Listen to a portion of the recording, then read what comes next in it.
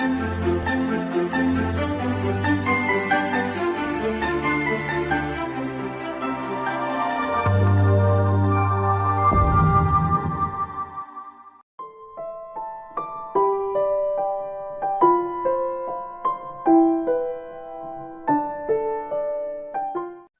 আজকে যেটা করছি মানে আমরা CC2 করছি এবং আমরা করছি হচ্ছে unit 4 HSO first year CC2 sociology of India 1। এইটা আমরা করছি একক 4। এখানে মোটামুটি আমরা যেটা করার চেষ্টা করেছি সেটা হচ্ছে, আচ্ছা এইখানে দেখো উদ্দেশ্য, ভূমিকা, জাত ব্যবস্থার বৈশিষ্ট্য সমূহ, জাত ব্যবস্থার উদ্ভব সম্পর্কিত যে তত্ত্ব সমূহ, জাত ব্যবস্থার বিবর্তন কিভাবে হলো, মানে প্রাক ব্রিটিশ পর্বে জাতি ব্যবস্থা কেমন ছিল, তারপর স্বাধীনতা পূর্ববর্তী পর্বে জাতি ব্যবস্থা কেমন হয়েছে, স্বাধীনতা পরবর্তী পর্বে জাতি ব্যবস্থা কেমন রয়েছে, সমস্তটাই কিন্তু এখান থেকে তোমরা মোটামুটি জানতে পারবে। এবং এটা হচ্ছে একটি আলোচিত বিষয় যেখানে আমরা এই এককে এই বিষয়গুলো নিয়ে আলোচনা করব। যেমন ভারতে জাতিভেদ প্রথার উপর আলোকপাত, জাত ব্যবস্থার বিরুদ্ধে বিভিন্ন সমালোচনার দিকে আমরা ইঙ্গিত প্রদান করব, জাত ব্যবস্থাকে বিশেষ করে এবং গভীরভাবে কিভাবে আমরা উপলব্ধি করব তার যে বিভিন্ন ডাইমেনশনস গুলো বা বিভিন্ন দিকগুলো সেইটা নিয়েও আমরা আলোচনা করব। এবং যেহেতু ভারতীয় সমাজতত্ত্বে আমাদের জাত ব্যবস্থা একটা খুব ইম্পর্টেন্ট জায়গা, সেই জন্য জাত ব্যবস্থার সম্বন্ধে না পরিষ্কার ভাবে পড়াশোনা করলে আমাদের পক্ষে কিন্তু জাত ব্যবস্থার যে মূল জায়গাগুলো বা ভারতবর্ষে কেন জাত ব্যবস্থা এত ইম্পর্টেন্ট ওই বিষয়গুলো আমাদের পক্ষে বোঝা সম্ভবপর হবে না। ভারতীয় সামাজিক কাঠামোর একটি স্বতন্ত্র সামাজিক প্রতিষ্ঠান হলো জাত ব্যবস্থা, এবং হিন্দুদের মধ্যে সামাজিক স্তরবিন্যাসের ধারণা আমরা পাই সেটি একটি অত্যন্ত প্রাচীন ব্যবস্থা। প্রাচীন ব্যবস্থা কারণ সামাজিক স্তরবিন্যাস বহুদিন আগে থেকে বলবৎ রয়েছে, এবং সামাজিক স্তরবিন্যাসের ক্ষেত্রে কিন্তু আমরা দেখে থাকি যে ভারতবর্ষে যে স্তরবিন্যস্ত সমাজে আমরা বসবাস করি সেইখানে বহুদিন যাবত আমরা এটা দেখে এসেছি যে এই জাতীয় একটা স্তরবিন্যাসের ধারণা গড়ে উঠেছে বা স্তরবিন্যাসের এরকম একটা ধারণা তৈরি হতে চলেছে, যেখানে জাত ব্যবস্থা, শ্রেণী ব্যবস্থা, তারও আগে দাস ব্যবস্থা, সামন্ততান্ত্রিক ব্যবস্থা, এই কতগুলো ব্যবস্থার মধ্যে আমরা দেখি যে সমাজ ব্যবস্থা বন্টিত হয়েছে বা তার বন্টন করা হয়েছে। জাত ব্যবস্থার উৎপত্তি এখনো মানব জাতির কাছে অজানা। শরণাতীত কাল থেকে এই প্রথা চলে আসছে, এবং যেহেতু এর বৈশিষ্ট্যগুলোর সঙ্গে অন্য কোথাও বিদ্যমান কোন স্তরবিন্যাসের অন্যান্য রূপের কোনো মিল নেই, তাই স্তরবিন্যাসের এই পদ্ধতিটি ভারতে নিজস্ব বলে মনে করা হয়। এবং যেহেতু আমরা দেখতে পাই যে অন্য কোনো দেশের সাথে বা অন্য কোনো সভ্যতার সাথে আমরা স্তরবিন্যাসকে মেলাতে পারি না, আমাদের পক্ষে স্তরবিন্যাসকে মেলানো সম্ভবপর হয় না, সেই জন্য আমরা ধরে নিতে পারি বা আমরা ধরে নিতে চাই যে যে এই প্রথা যেটা বহুদিন ধরে আমাদের ভারতবর্ষে চলে এসেছে সেটা ভারতবর্ষের নিজস্ব একটি প্রথা, এবং তার থেকে আমরা অন্যথায় যাব না বা অন্য কোনো দৃষ্টান্ত তৈরি করব না, কারণ যেই ধারণা ভারতবর্ষে সেই স্তরবিন্যাসের ধারণা অন্য কোনো দেশে, অন্য কোনো সময় বা অন্য কোনো সভ্যতায় আমরা দেখতে পাইনি। সেই জন্য আমরা ধরে নেব যে এই ব্যবস্থা সম্পূর্ণ ভারতবর্ষের নিজস্ব একটি ব্যবস্থা। জাত শব্দটি স্প্যানিশ শব্দ কাস্টা থেকে এসেছে এই কথা মনে করা হয়, এবং যার অর্থ হচ্ছে বংশ। প্রাচীন ভারতে সামাজিক স্তরবিন্যাসের এই ব্যবস্থা জাতিভেদ প্রথা বলে পরিচিত ছিল না। ভারতে ব্রিটিশ উপনিবেশ গড়ে ওঠার পরেই জাত ব্যবস্থা শব্দটি অত্যন্ত জনপ্রিয় হয়ে ওঠে, এবং প্রাচীন ভারতে এটি মূলত বর্ণ ব্যবস্থা বা বর্ণাশ্রম নামে পরিচিত ছিল।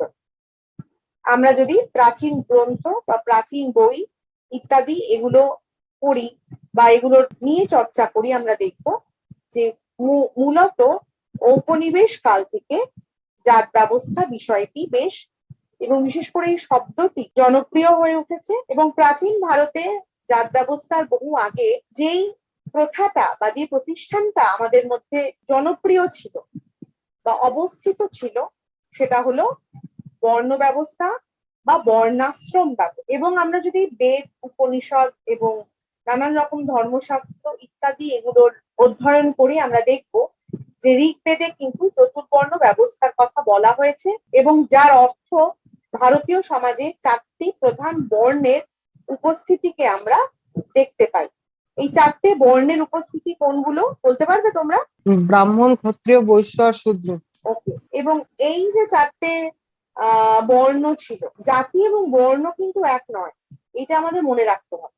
এবং জাতির থেকে বর্ণ বেশ কিছু অংশে পৃথক, সেইটা আমাদের জানা দরকার। আমরা এমনিতে যে 4টে প্রধান বর্ণ ছিল সেগুলোর কথা আমরা জানি, সেগুলোর কথা আমরা পড়েছি এবং আমরা দেখছি যে উপনিবেশ বিস্তারকারী তাদের বোঝার সুবিধার জন্য ও বর্ণ ও জাতি প্রথার ধারণাকে জাতিভেদ প্রথাতে পরিবর্তন করে বেশ কিছু সম্ভাবনাময় পণ্ডিত তাদের নিজস্ব উপায়ে বর্ণ প্রথাকে সংজ্ঞায়িত করার চেষ্টা করেছেন। তাদের মধ্যে কয়েকজন হলো, প্রথমত এস.বি. কেতকর।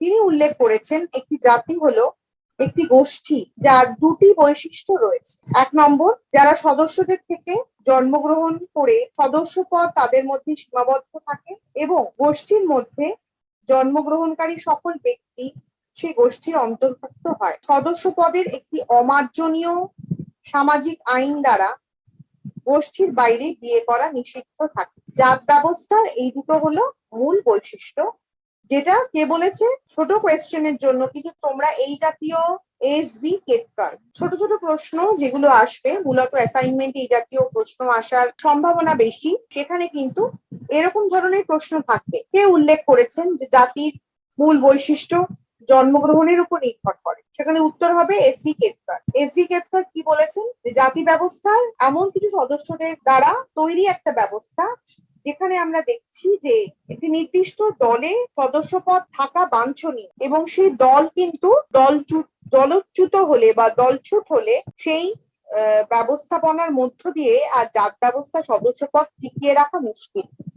যেমন আমরা বললাম ব্রাহ্মণ জাত যদি আমরা বলি, বা বৈশ্য যদি কারোর কথা বলি, বা অন্যান্য যে জাতগুলো রয়েছে, ক্ষত্রিয় জাতের কথা বললাম, বা বোধ বা শূদ্র। এখানে আরো একটা নিয়ম হচ্ছে যে জাতির মধ্যে, যেটাকে আমরা বলি এন্ডোগ্যামাস, অর্থাৎ আমাকে জাতির মধ্যেই বিবাহ সূত্রে আবদ্ধ হতে হবে, জাতির বাইরে কিন্তু অন্য কোনো জাতিতে আমার বিবাহ করলে চলবে না। This must be very clear to everybody. এবং যেটাকে আমরা বলছি যে এন্ডোগ্যামাস, অন্তর্বিবাহ, অন্তর্গোষ্ঠী বিবাহ, যে জাতিগোষ্ঠীতে তুমি বিলং করো বা তুমি যে জাতিগোষ্ঠীর সদস্য, সেই জাতিগোষ্ঠীর মধ্যেই তোমাকে বিবাহ আবদ্ধ থাকতে হবে, এমন কথা সামাজিক স্তরবিন্যাসের যে জাতি ব্যবস্থা রয়েছে সেই জাতির যে তাত্ত্বিক বা রচয়িতা তারা মনে করে। তাহলে আমরা কিরকম প্রশ্ন দিতে পারি, আমি যেটা বললাম,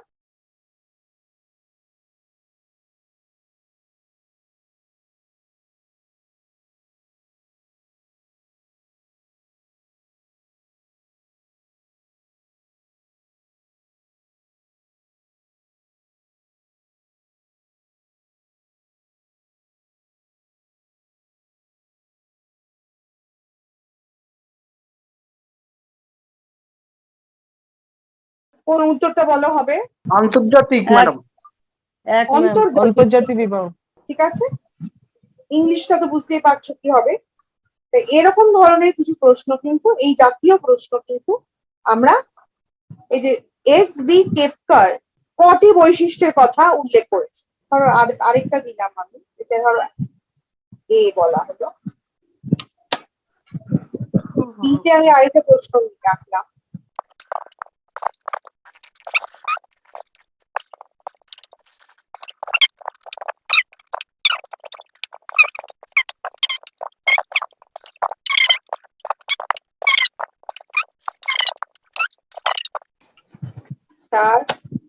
সঠিক উত্তর কোনটা হবে বলো? ম্যাম ভালো করে পড়ো। এস.বি. কেতকর বিবাহের কতগুলি বৈশিষ্ট্যের কথা বলেছে? 4 ধরনের। এস.বি. কেতকর উল্লেখ করেছেন একটি জাতি হলো একটি গোষ্ঠী যার দুটি বৈশিষ্ট্য রয়েছে। কতগুলো বৈশিষ্ট্য রয়েছে? দুটি বৈশিষ্ট্য। ম্যাম আপনি তো এখানে বলেছেন বিবাহের বৈশিষ্ট্যের কথা। না, এটা গোষ্ঠীর বৈশিষ্ট্য। হ্যাঁ, সেজন্যই আমি এক বলেছি ম্যাম। এমনিতে তো দুটো বৈশিষ্ট্য, কিন্তু বিবাহের বৈশিষ্ট্য হলে একটাই হবে। না, গোষ্ঠীরই হবে। হ্যাঁ সেটাই ম্যাম, তাহলে দুটো হবে। জাত শুধু গোষ্ঠী না, জাত ভিত্তিক গোষ্ঠী।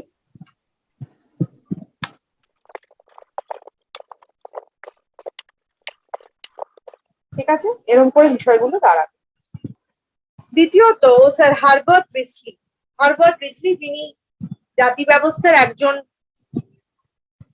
বিশিষ্ট আহ সমাজতাত্ত্বিক এবং যিনি জাতি ব্যবস্থার উপর নানান ধরনের কাজ করে গেছেন, এবং প্রথম দিকের ঔপনিবেশিক কালের যে প্রথম দিকের যে বইগুলো, সেই বইগুলোতে কিন্তু আমরা মূলত হার্বার্ট রিসলের বহু কাজ দেখতে পাই। তিনি বলেছেন এটি পরিবারগুলির একটি সমষ্টি, যারা একই পদবি ধারণ করে, একই বংশের বংশধর, মানব বা ঐশ্বরিক কোনো এক পৌরাণিক পূর্বপুরুষ থেকে তাদের জন্ম, বংশ পরম্পরায় একই বৃত্তি বা পেশা তারা অনুসরণ করে চলে, এবং যারা একটি একক সমজাতীয় সম্প্রদায় হিসেবে বিবেচিত হয়। তাহলে দেখো, জাতি ব্যবস্থা নানান ধরনের সংজ্ঞা আমরা দেখতে পাই, কিন্তু মূলত যেই জায়গাগুলো বা যে ক্যারেক্টারিস্টিক্স গুলো আমরা দেখতে পাই, সেগুলো হচ্ছে অন্তর্বিবাহের কথা বললাম এবং জন্মগ্রহণের কথা বললাম। এটা কিন্তু বিভিন্ন সমাজতাত্ত্বিক বিভিন্ন ভাবে বলেছেন। কেউ বলেছেন যে একটি গোষ্ঠীতে যারা জন্মগ্রহণ করেন, কেউ বলেছেন একই বংশের বংশধর, কেউ বলেছেন যে মানব বা ঐশ্বরিক কোনো একটি পৌরাণিক পূর্বপুরুষ থেকে যাদের জন্ম, অর্থাৎ কোথাও কিন্তু জন্মের বিষয়টা বারবার করে উঠে এসেছে। অর্থাৎ কোথাও একটা সদস্য পদে জন্মভিত্তিক সাদৃশ্য বা সিমিলারিটি থাকতে হবে। নয় তারা একই বংশে জন্মেছে, নয় তারা একই পরিবারে জন্মেছে, নয় পৌরাণিক ভাবে তারা মনে করেছে একই দেবদেবীর বা পৌরাণিক পূর্বপুরুষ থেকে তাদের উত্থান। এরকম ভাবে জন্মভিত্তিক যে একটা সাদৃশ্য বা ঐক্যবোধ বা সিমিলারিটি আমরা দেখতে পাই। এবং বংশ পরম্পরায় আরেকটা কথা আমরা বলেছি যে একই বৃত্তি বা পেশা তাদের অনুসরণ করতে হবে, যেটাকে আমরা বলছি হেরিডিটারি অকুপেশন।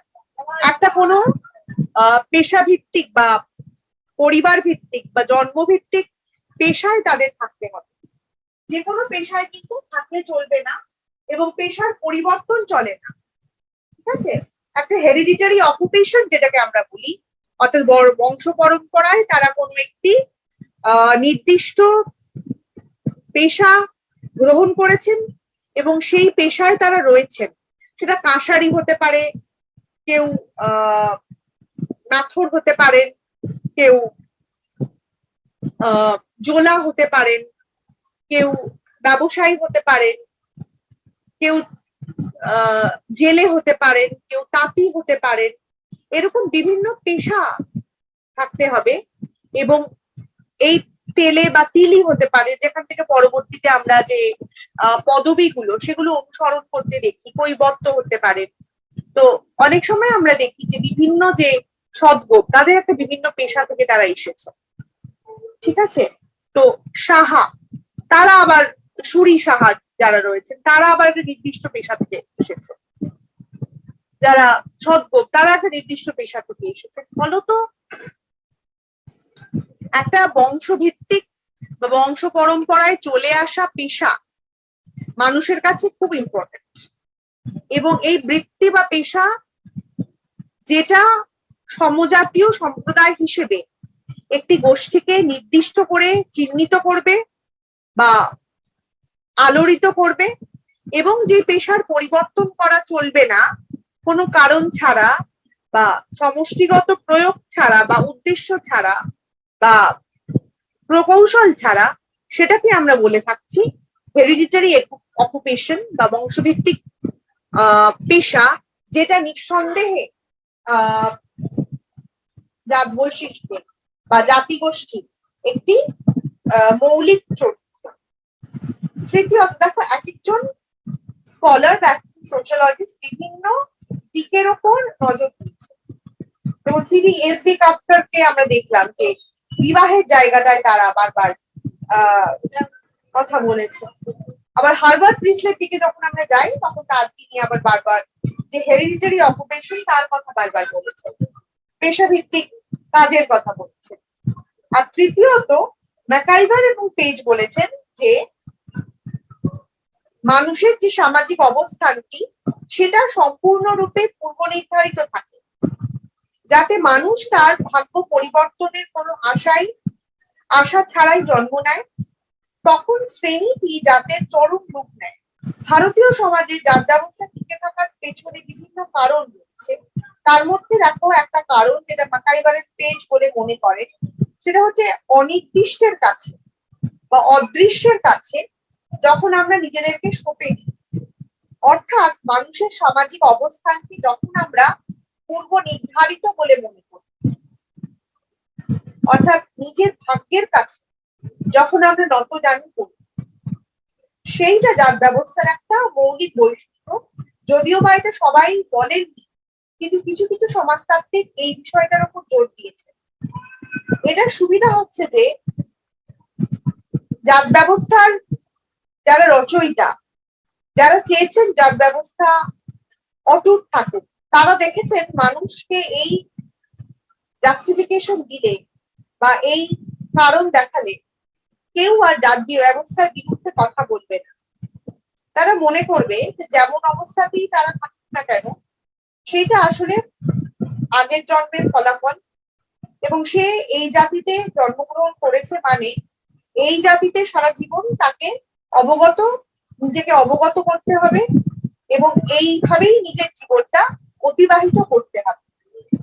এখান থেকে পরিবর্তনের কোনো জায়গা তার কাছে আর নেই। ফলত জাতি ব্যবস্থার বিরোধিতা না করে, জাতি ব্যবস্থার বিরুদ্ধে জেহাদ ঘোষণা না করে, আন্দোলন না করে, নিজস্ব জাতি ব্যবস্থাকে কোনোভাবে সেটা নিম্ন পর্যায়ের বা পিছিয়ে পড়া মানুষদের একটা গোষ্ঠী, যেখানে সাংঘাতিক ভাবে কোনো একটা পরিবর্তন আনতে হবে, এইরকম একটা কিছু না ভেবে তারা সেই জাতি ব্যবস্থাকেই আলিঙ্গন করবে, সেটাকেই ভালোবাসবে এবং সেটাকেই ঈশ্বর নির্দিষ্ট বলে মনে করবে এবং তার কোনো বিরোধিতা করবে না বা তার পরিবর্তন আনবে না। এই তত্ত্বটা মূলত তাদের সাহায্য করবে, বিশেষ করে তাদের প্রশাসন যারা চালান, যারা রাজা, যারা কর্তৃত্ব চালান, কারণ তাদের বিরুদ্ধে কোনো ক্ষোভ মানুষের মধ্যে থাকবে না, তাদের বিরুদ্ধে কোনো অভিযোগ মানুষের মধ্যে থাকবে না। তারা মনে করবে সামাজিক বর্তমান যে পরিস্থিতি তার জন্য আমার খারাপ অবস্থা তা নয়, আসলে সামগ্রিকভাবে আমি অত্যন্ত অভাগা একটি মানুষ যে এই নিম্ন জাতির মধ্যে জন্মগ্রহণ করেছি, ফলত এখান থেকে আমি বেরোতে পারবো। তাই খুব চালাকি করে, খুব ফন্দি এঁটে এই তত্ত্বগুলো তৈরি করা হয়েছে যাতে মানুষকে তাদের জাতি ব্যবস্থার সাথে জুড়ে দেওয়া যায় এবং জাতি ব্যবস্থার বিরোধিতা মানুষ না করে, এবং যে জাতি ব্যবস্থাকে আমরা অলিক বলে মনে করি, যে জাতি ব্যবস্থাকে আমরা অনিবার্য বলে মনে করি, সেইটার কোনো রিভিশন না চেয়ে, সেইটার কোনো পরিবর্তন না চেয়ে মানুষ চোখ বুঝে বিশ্বাস করবে এবং আস্থা রাখবে এই ব্যবস্থাকে। সেই জন্য আমরা বলছি যে শ্রেণী ব্যবস্থা চরম জাতিরূপে পরিবর্তিত হচ্ছে, অর্থাৎ নিম্নভিত্তিক যে শ্রেণীর মানুষ তারা যখন একত্রে বসবাস করছে, কৃষক মানুষ, জোলা মানুষ, তাঁতি মানুষ, কৈবর্ত বা জেলে সম্প্রদায়, তারা এটা বোঝার চেষ্টা করছে না কেন তাদের এত রাজস্ব দিতে হবে, কেন রাজা তাদের উপর এত অত্যাচার করবে, কেন তাদের রাষ্ট্রের সব কথা মেনে চলতে হবে এবং কেন তাদের অবস্থার পরিবর্তন সম্ভব নয়। তারা সেগুলো সেই দিকে যাচ্ছেই না, কারণ তারা মনে করছে তাদের সামাজিক এবং অর্থনৈতিক ব্যবস্থার উপর তাদের কেন কারুর কোনো নিয়ন্ত্রণ নেই। এইটা নিয়ে তারা জন্মেছে এবং এইটা নিয়েই তাদের এই দুঃখ, এই দুর্দশা, এই যন্ত্রণা, এই অন্যায়, এই দুঃখের জীবন নিয়ে, তাদের অনাচারের জীবন, তাদের সারা জীবন কাটিয়ে দিতে হবে। ফলত সমাজ খুব চালাকি করে, খুব বুদ্ধি এঁটে এই মানুষগুলোকে আলাদা করে দিচ্ছে বা পৃথক করে দিচ্ছে বা এক্সক্লুডেড করে দিচ্ছে।